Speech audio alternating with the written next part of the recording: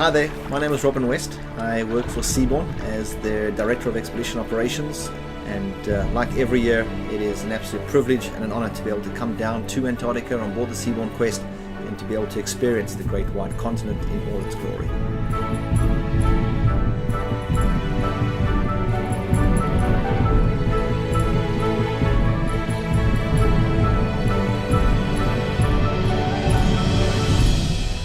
It's very hard to describe to the average person what Antarctica is all about. You show people photographs, you tell them about it, you tell them about what they're going to see, what their experience entails, but it's not until you get down to Antarctica and actually experience it for yourself that you really understand.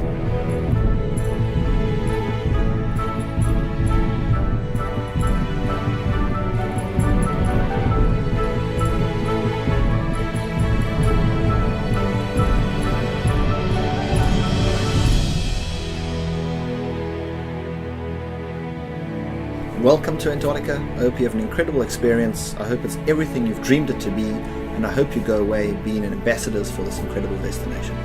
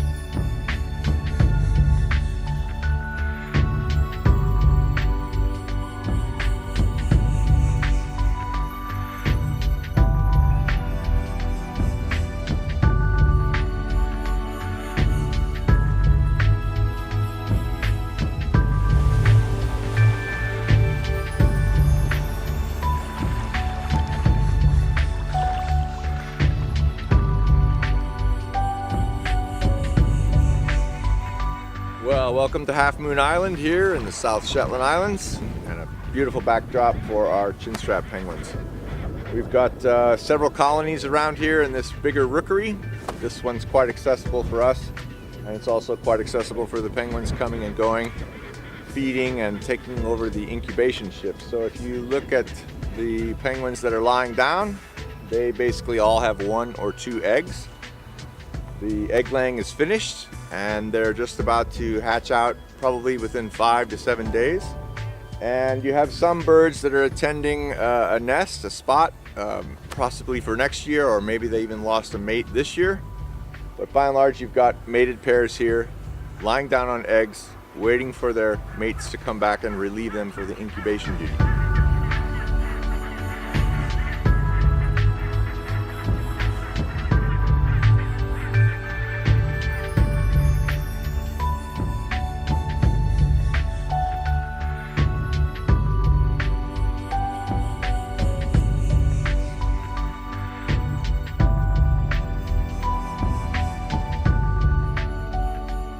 Seven Weddell seals are having a snooze on the snow, enjoying the sunshine as the rest of us are. Weddell seals are one of the champion deep divers, so they're resting up after probably expending quite a bit of energy foraging out in the ocean in the waters behind us here of the South Shetland Islands or the peninsula. In the past couple years, we've definitely noticed that some individual Weddell seals return to this particular area on Half Moon Island year after year. We can tell them apart by the markings that kind of look like camouflage splotches found on the undersides of their body. So with one photo of a seal belly, you can tell individuals apart, similar to what you can do with things like humpback whales and killer whales for individual identification.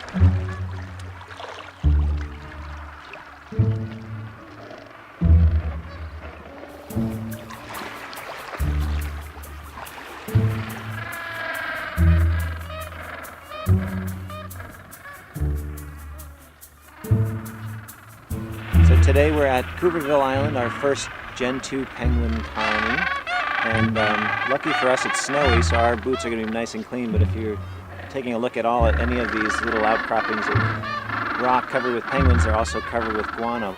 So some of the nests here are quite big.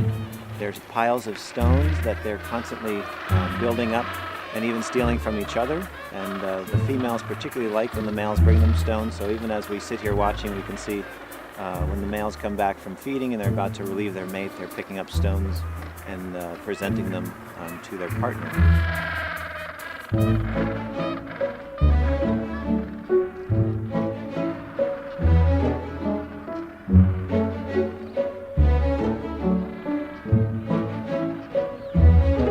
Another interesting thing about this site here at Cooperville Island is the number of penguin highways here. The snow is quite deep, and in fact when we got ashore we had to land right onto the snow because there was no beach, it was all snow. And so coming from the shore up to this colony and then up to the colony above, there's some very distinct penguin highways, and so it's basically kind of like what we do. The first group to come ashore has sometimes a rough time setting the trail, but then by the end of the landing it's all packed down and much easier. So that's what these guys are doing. They're finding the path of least resistance.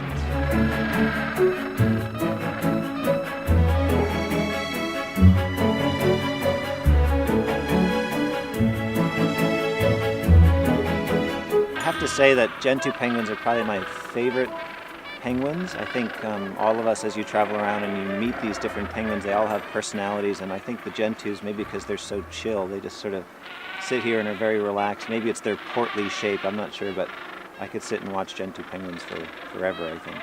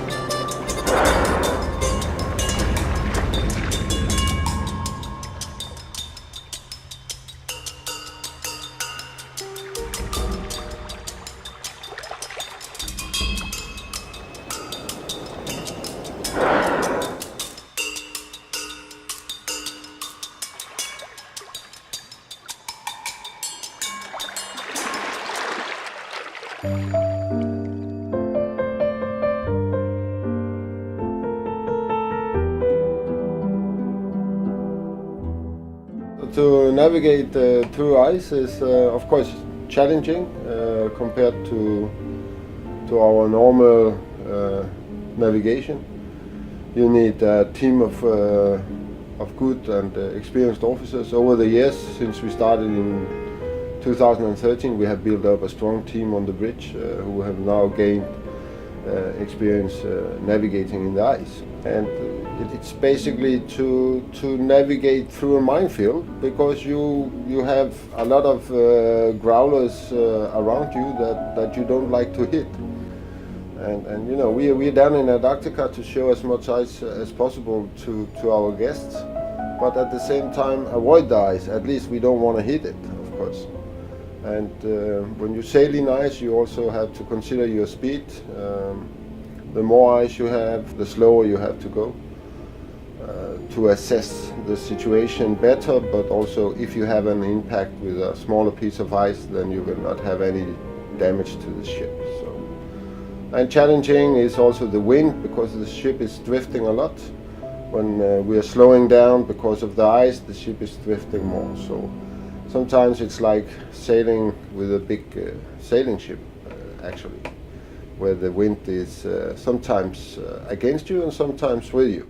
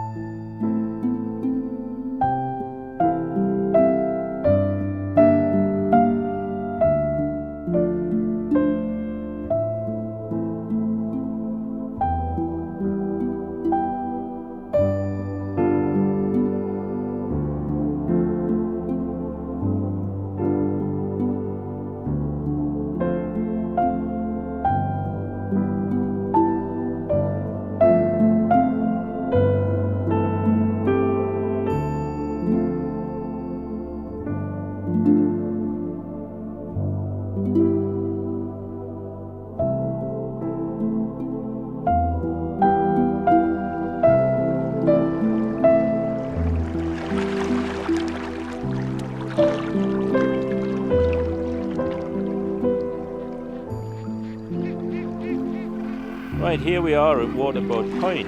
This is a historic site where there was an overwintering party of only 2 young men here in 1921. They were going to be part of a bigger expedition that assembled at Deception Island, but everything went wrong, and so they decided they would do something while they were in Antarctica, and they hitched a ride with a whaling ship. It brought them down here. They found an abandoned waterboat here, which they camped in, and they stayed here for an entire 12 months. They did the first real penguin study on the Gen 2 penguins, and then they made a tidal gauge with a water barrel and did the full 12-month tidal study. I mean, these 2 young men, incredible to come down here 12 months, not fully provisioned, and having to live on penguins and seals. I just think it's such a wonderful story.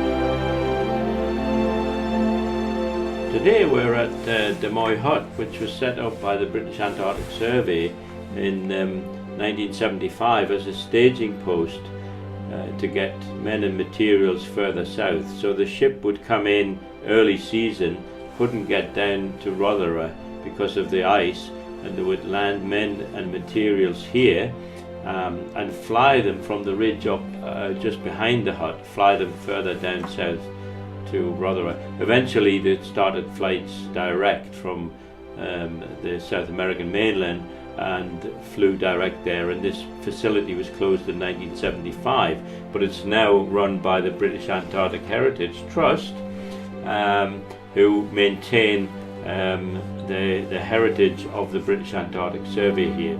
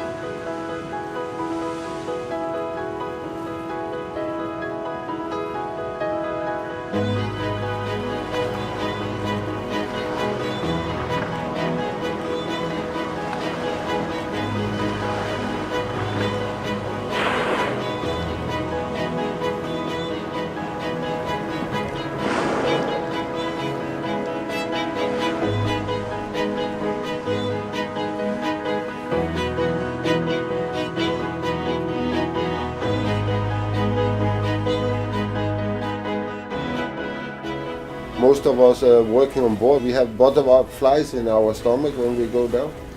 And what makes it special is that it's probably one of the few places on this planet where it's still untouched. Everything is clean, everything is big, you feel small yourself. It's just being on another planet. So personally, I can't get enough of it. And if I get the opportunity, I will hang around down here until I retire.